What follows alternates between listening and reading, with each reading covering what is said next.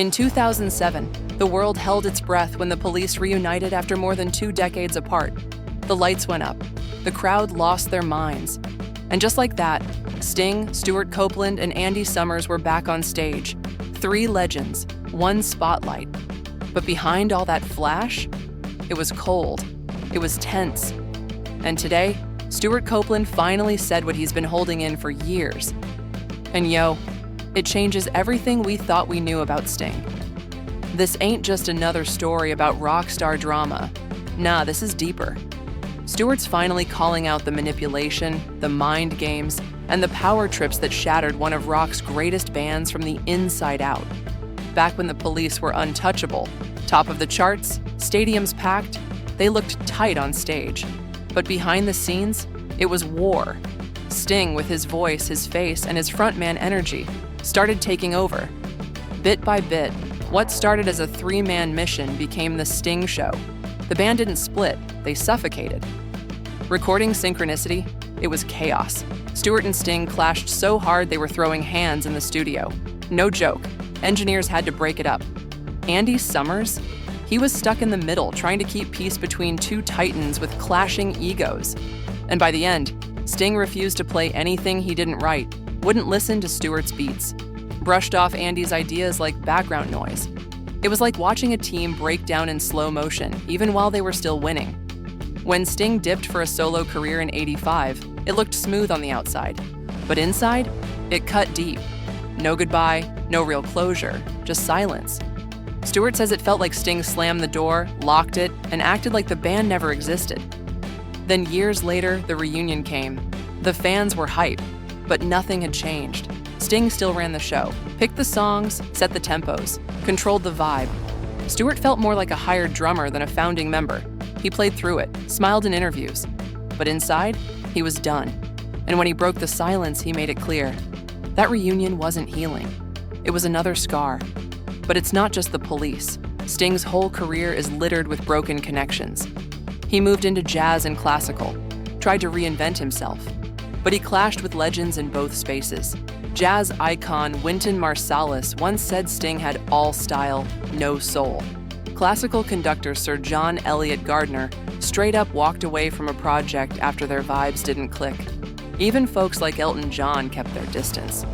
Word backstage was Sting could be cold, even arrogant. And in Hollywood, same energy.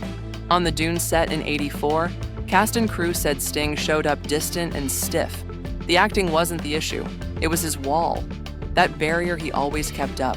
Directors and co-stars couldn't reach him. Even his music collabs got tense. Whether it was Bryan Adams, Sheryl Crow, or whoever, the stories were the same. Sting had to control everything. And if you pushed back, he shut you out. The real story, though, it goes way back. He was born Gordon Sumner, from a working-class town. His dad didn't get the music dream. That pressure, that disconnect, it shaped Sting's whole world, taught him to protect his ambition with walls, taught him that being vulnerable might get you crushed. His first marriage fell apart in scandal. He had an affair with his wife's close friend, Trudy Styler. They tried to build a new life together, made it look perfect on the outside. But insiders, they say jealousy, distance, and power struggles kept the waters choppy. And Sting? For all the Zen talk, he wrestled with himself. Mood swings, perfectionism, that constant pressure to be more than human, to be legend. It wore down his relationships, friends, bandmates, family. People stopped getting close because they were tired of getting pushed away.